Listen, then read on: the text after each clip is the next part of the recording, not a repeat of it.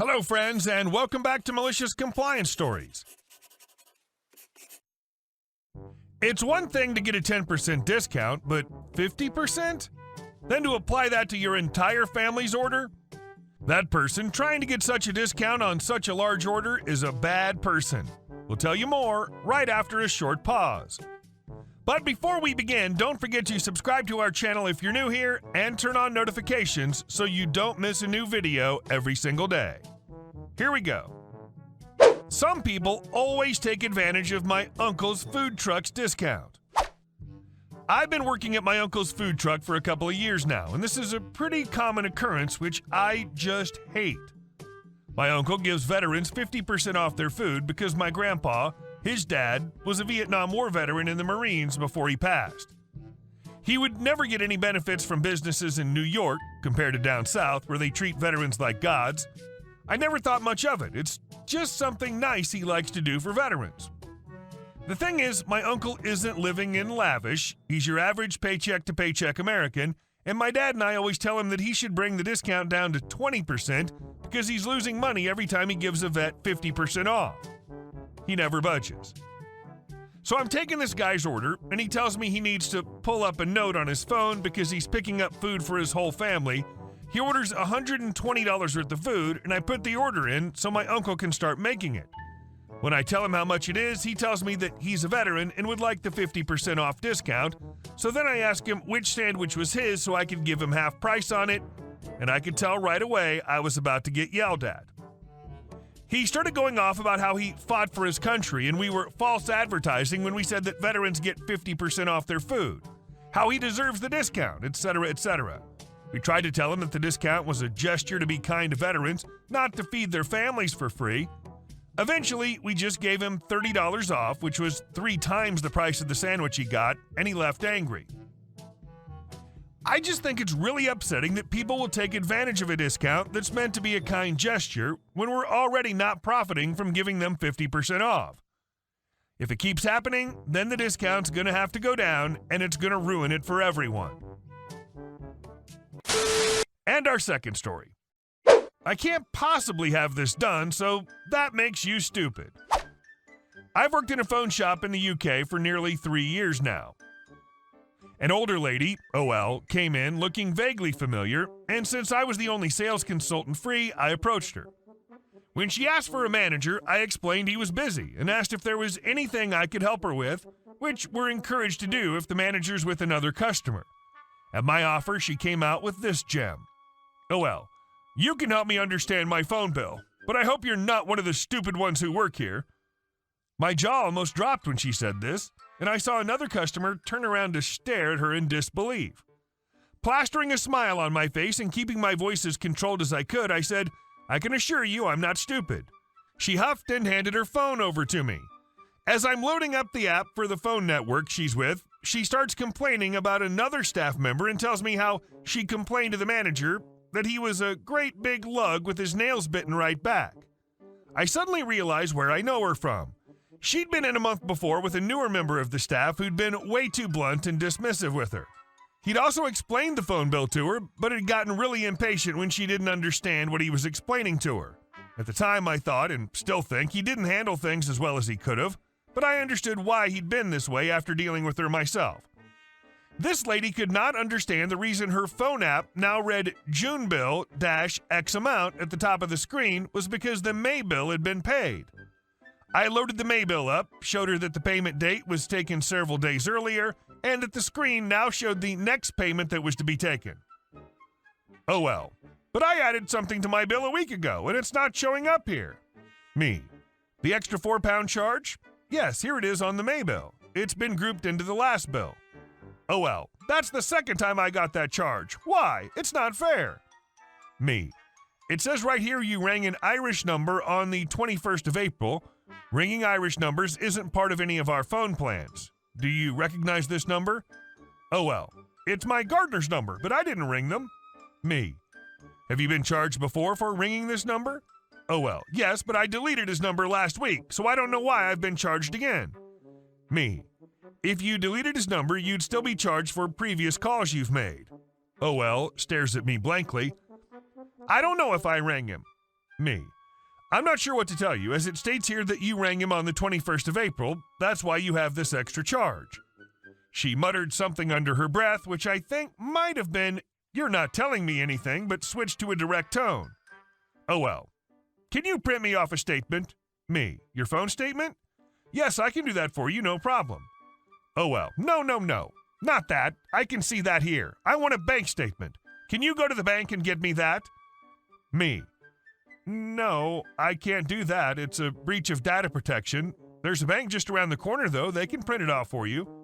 Oh well, throws her hands into the air. Data protection this. Data protection that. Why can't you just get it for me? Me, because the bank wouldn't allow me to access another person's statements and I could lose my job for doing that. Oh well, huffs. So you're not going to do anything for me? I thought you were meant to be one of the smart ones. In nearly 5 years of working retail, I've never lost my temper or raised my voice to a customer. This time, it took everything in me to keep my voice controlled, even though my whole body was shaking with anger. Her words had caught the attention of several of my colleagues and some customers who were staring over in shock at what this wizened old bat had just said, and they could probably see the fury I was holding back. I was done with her. Me.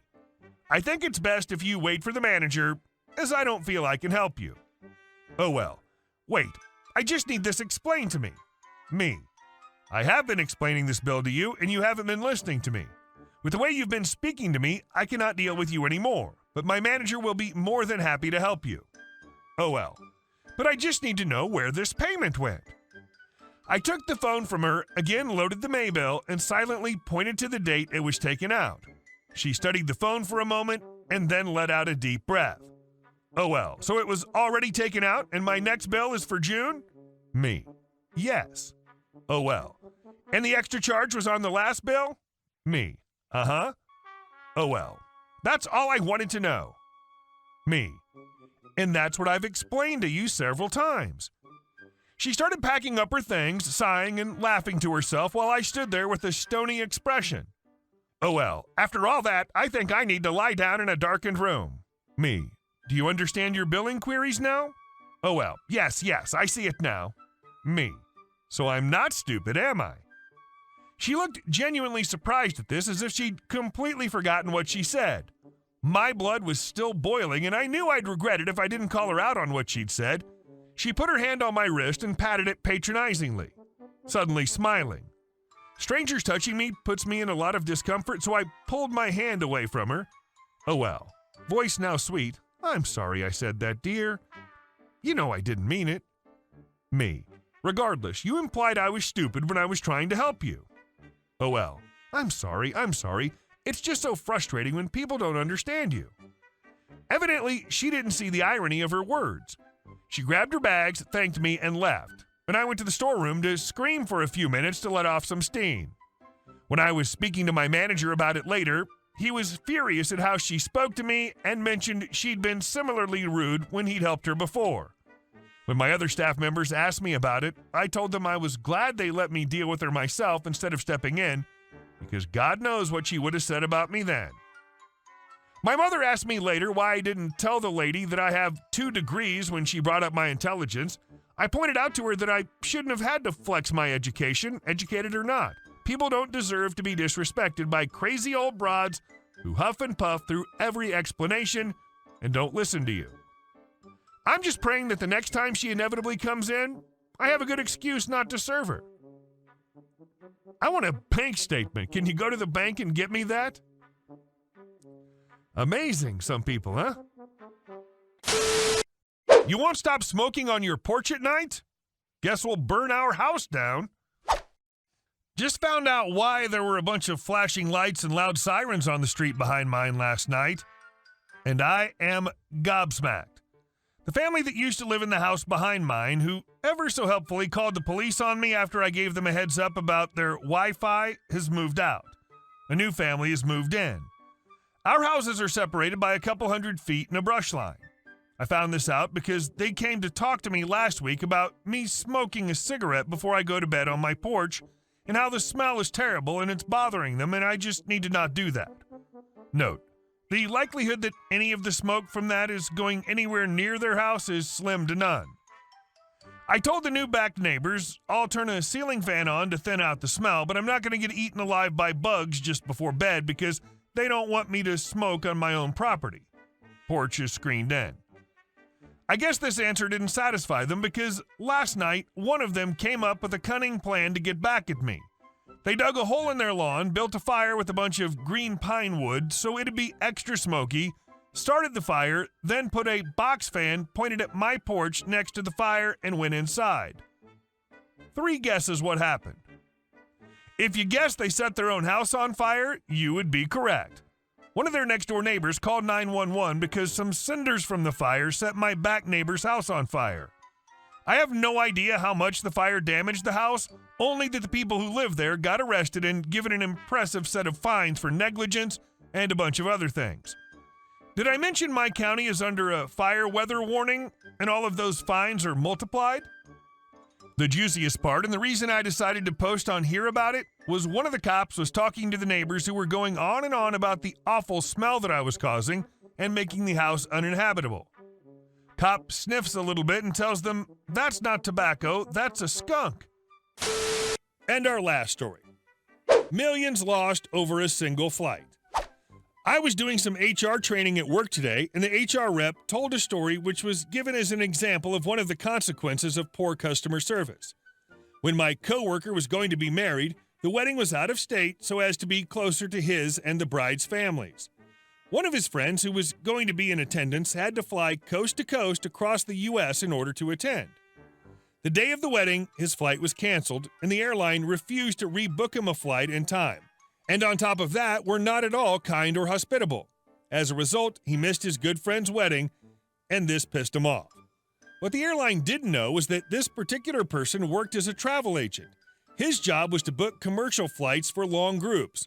This airline was one of the bigger international airlines based in the U.S. and someone he would normally consider when booking flights.